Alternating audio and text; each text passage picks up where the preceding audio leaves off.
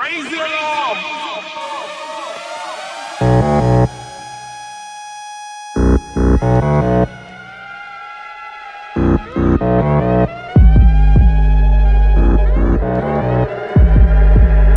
Hey guys and girls, it's DC here again with episode number 2 of the cybersecurity or just general tech questions and answers. So I explained in the last video that you guys ask a whole bunch of questions, I'll answer them, and yeah, I was surprised I got heaps and heaps of questions. So I've got 7 or 8 of them here that I'm going to go through and answer, and I've pretty much grabbed them from First in Best Dress. So the next video will have whatever questions I haven't answered in this one, and so on and so forth going forward. So, getting straight into it, Ellis has said, help me, I don't know which electives to choose because I don't know what I want to do for work after I graduate. I'm having trouble choosing between application development, cybersecurity, and cloud computing. Which of these have better prospects in small towns and cities in Australia? My course is a Bachelor of Computer Science. I've already ruled out games development, creative tech, virtual reality because I feel they're less likely to harbour jobs here in rural Victoria. Yeah, that's pretty true. So I had a look at the electives for your degree there, and it looks like, I assume you're at MIT in Melbourne there, or one of the online courses maybe, I don't know, but they're all pretty much the same. The electives I'd probably look at are, what did I choose here? Big data analytics, advanced data analysis, software security, computer networks as the main electives. If you can choose between cybersecurity, app development, and cloud computing, I'd probably go cybersecurity if that's the thing you want to get into. You'll always get a job in cloud computing, but it's very broad, so maybe stay clear of that one. Application development, it's pretty big money, similar to cybersecurity, and there's a fair amount of demand for it, but I'd still say cybersecurity has a better prospect. Maybe not in a rural town, but overall, yeah. If you can find something maybe as like a network engineer focusing on security, that would probably be a really good way to go with that. Moving on, we have, I'm probably going to butcher some of these names, by the way, so I'm sorry in advance. Asim Baral said, what was your process after high school? I wrote this down because I had kind of forgotten what I'd done all that time ago. I'm almost 31 years old, so this was a long time ago. After high school, I finished TAFE and I did a diploma at TAFE. Straight after school and while I was in school. So I had to finish it off when I finished school. And then after that, I used those competencies to go to university and do a computer science degree. I chose mostly networking electives because at the time there wasn't really much for security, and like it wasn't really a thing. This was a long time. This is like 15 years ago, almost. Maybe, not 15, 10, 11 years ago, long time ago. I did a few short courses, like I did a CCNA, CCNP, the MCSE, and a couple of other ones that aren't really worth mentioning. I did a lot of rubbish courses as well. The place where I learnt the most was at a managed service provider. It was very fast paced. They helped pay for those certifications, and yeah, I learnt so much at that place. I hold half of my career down to those guys, I reckon. So yeah, that's pretty much my process after school. I won't go into the rest. It's basically just job after job, progressing, etc. Russell Jones has asked, can you work in cybersecurity remotely? Short answer, yes. Long answer, not really. You can. It does depend on the company you're working for, though. Private companies are usually okay with a little bit of remote work, especially for someone who's doing like on-site audits. But if you're like, for example, you're in China and you want to work remotely for a company in Australia, it's not gonna, very unlikely, very, very unlikely. And if they do, they're going to pay you nothing. Most places, they're going to want you to be in the office, at least for team events and some admin tasks, and to go over the work. They're not going to want you to work from home. It's probably not going to happen. Government agencies and governments themselves, I've never seen them let anyone work remotely. They keep all of their staff in-house. A couple of private companies, I have seen them bring in like external contractors to do some audits, but again, those guys are working in-house with those people. So you can, but it's unlikely, and it's more of a courtesy. Like, okay, you need to get your electricity fixed today at your house. Okay, you can work from home today, but tomorrow we want you back at work. This guy's name is Niggerhigger.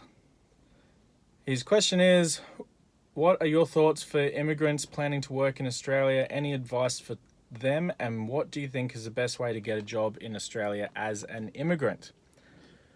Good question. My advice is to first figure out if you can get a sponsored visa.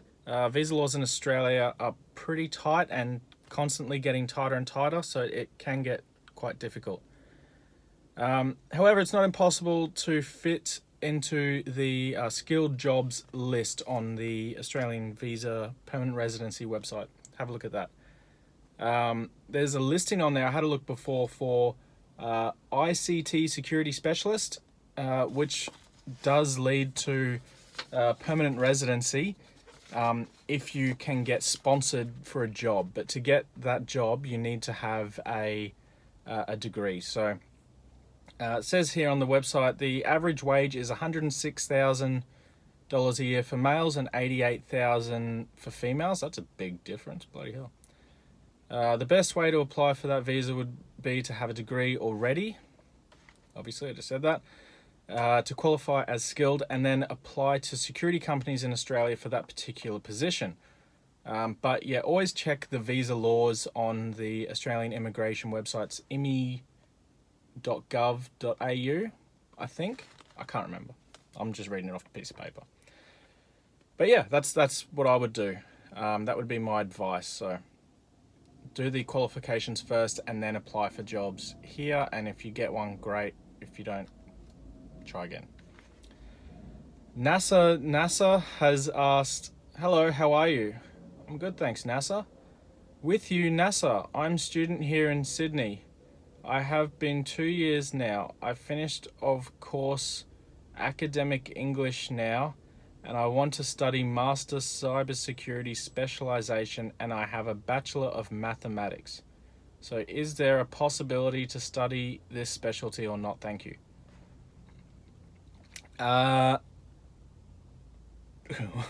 Yeah, you can do a master's in cybersecurity, but as an international student, the fees, well, I assume you're an international student, I may be wrong, the fees are quite high, especially for a master's degree. They're like, I think they're like 20,000 Australian dollars per semester. It's expensive. I'd probably also jump into a bachelor's degree first instead of going straight into the master's, just because if you don't have much experience, it may be quite difficult to go straight into the master's degree. That's my advice for you, NASA. RPG Slayer has said, hi DC, I'm a college student and I'm learning about information security. Can you answer my some question about it? Is it a mobile work? Do you have to sit a whole day? And do you have free time to do what you like? Thanks. RPG Slayer. No, you don't have to sit down all day. There are standing desks. There's also, it can be mobile. Like sometimes you get into a team of on-site auditors, and they basically get sent out to a job. They probe the network, try and find vulnerabilities in that network, and then compile a report. Yeah, what else? With any job though, there's always free time to do whatever you like outside of the working hours. Working hours are typically 38 hours a week. Well, it depends what country, but Australia usually about 38 hours a week, spread over 5 days. But some defensive teams or policy administrators, firewall administrators, they work in shifts, sometimes at nighttime, reading through logs and making sure everything's secure. So yeah, there's plenty of free time to do what you want. Anurag Kumar has said, hey there, can you tell me how does free certifications compare against paid ones with respect to value? Also, what are the free/cheap certifications you would recommend for a beginner? The quick answer to that is you get what you pay for. The longer answer is these are the certifications that I would do if I was starting out again. I'd go for a CEH, which is the Certified Ethical Hacker certification. Then do a CCNA or Cisco Certified Network Associates certification in routing and switching. And then I'd look at the OSCP, which is the Offensive Security Certified Professional. That's a bit difficult, that one, but it's worth doing to get a grasp of real ethical hacking. It's quite in depth. I quite enjoyed that one. And lastly but not leastly, the CompTIA Security Plus certification. It's pretty overall security qualification. It's very good and it looks great on a resume.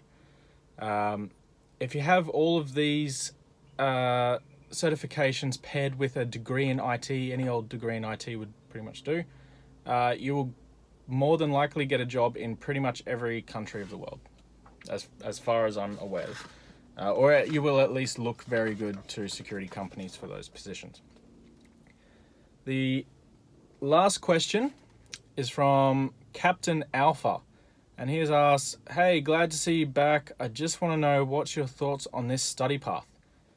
Python, Security Plus, Linux Plus, CCNA, OS, CH, CISSP. That's a good study path. That's pretty much perfect, but don't assume it's going to be quick or easy, especially the CISSP. That's a tricky one. That takes a while to get your head around.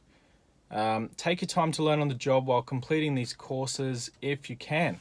So thanks for sticking around with me, guys, and I hope to see you on the next video. Don't forget to comment down the bottom with your questions and I'll try and get to them in the next video. I'm trying to do like 7 to 10 questions per video. And yeah, don't forget to like, subscribe, and all the rest of that stuff. And I'll see you on the next one.